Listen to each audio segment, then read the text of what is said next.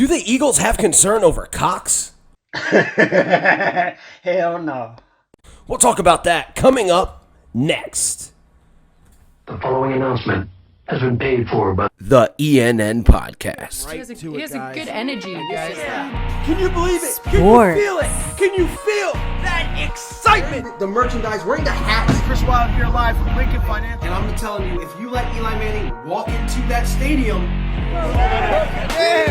Music. Wow. man, again, and I hate to do this again, but these are goose. Whoa! And more. What's his next book gonna be called? Spineless? Mike.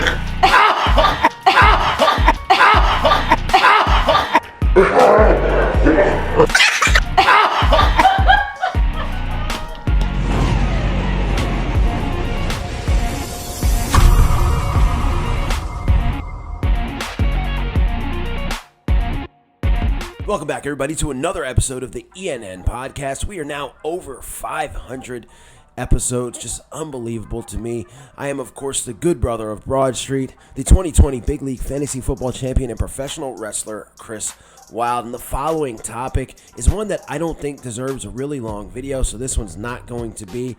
However, there's some news that came out in the Inquirer from Jeff McClain. Now, look, if you followed me the past couple years, you know I don't like this guy that much.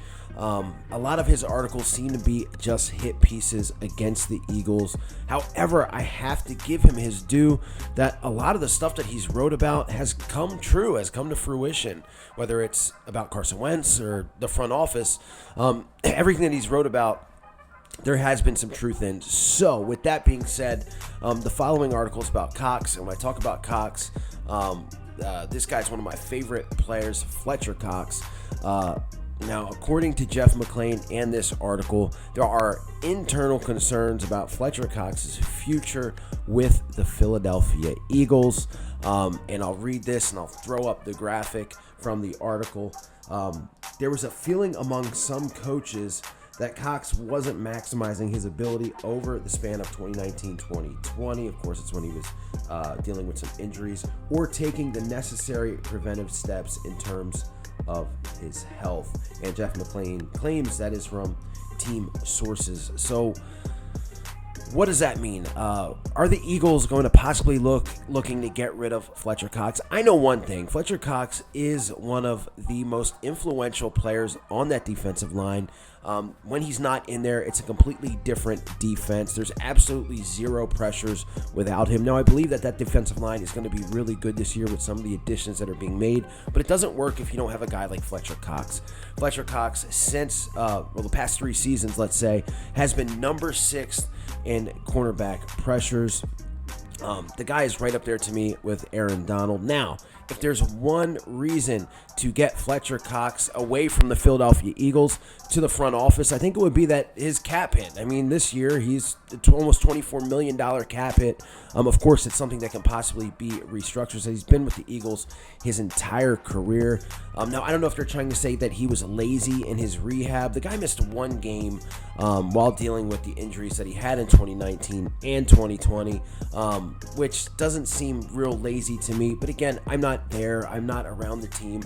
Obviously, Jeff McClain has some kind of rat that's in the organization that feeds him all this information. We also know that Fletcher COX is one of Howie Roseman's favorite players, but so is Carson Wentz. So I don't know what that says. However, if you're looking at me, the Eagles fan, I think that they see the type of player that Fletcher COX is. And look, these coaches that said that he wasn't maximizing the efforts and becoming healthy or whatever they said, there's no defensive coaches on this team, and please, if I'm wrong, leave it in the comments. There's no defensive coaches on this team that were here last year.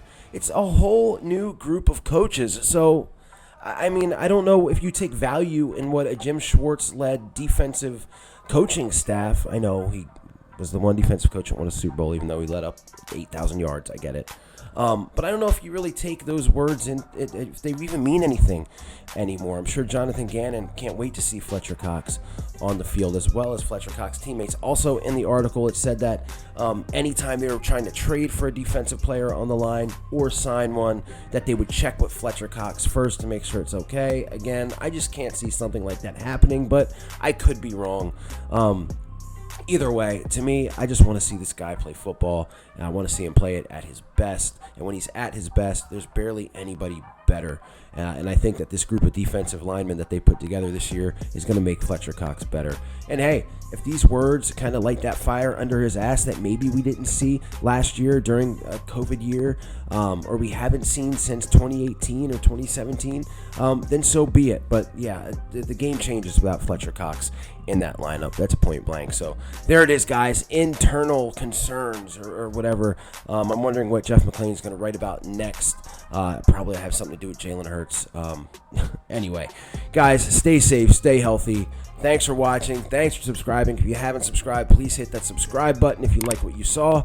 1,000, 2,000, let's get it, let's go, as we are getting closer and closer to 2,000 subscribers. Might not seem like a lot to you, but means the absolute world to me and the others that work here on this ENN channel. So thanks again, guys. I'll see you in a couple days with some more Philadelphia Eagles content. E-A-G-L-E-S Eagles! E-A-G-L-E-S Eagles! I need Eagle Nation.